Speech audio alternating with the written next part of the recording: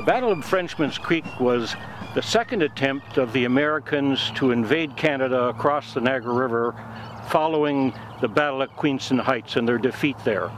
To regain the initiative, the Americans had established a force of over 4,000 troops on the American side at Black Rock, and were prepared to invade Canada. To create a bridgehead, on the morning of the 28th of November 1812, a force was sent across the river to capture the bridge at Frenchman's Creek here and to march into Fort Erie, going southward to take out the guns, the British artillery that was commanding the river. The fort sent the British and militia troops out.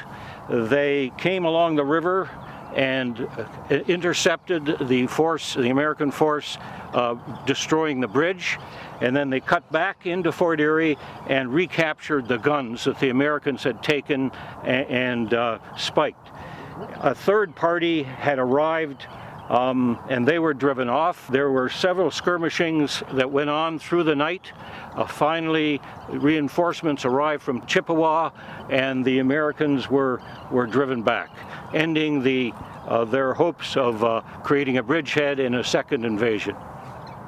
We're standing here at St. Paul's Church in Fort Erie at the gravesite of Colonel James Kirby. Colonel James Kirby commanded the 2nd Lincoln Artillery. That was the militia unit supporting the British Royal Artillery that had gun positions along the Niagara River, commanding the river from the heights here in Fort Erie. Colonel Kirby fought in the Battle of Frenchman's Creek, which was the second attempt to invade Canada across the Niagara River, and was very successful in repelling the Americans at that time and discouraging their plans to invade. He also was known as a prominent figure in the area. He was a tax collector following the war and an administrator here, and he also is noted for being a pallbearer at General Brock's funeral following the Battle of Queenston Heights.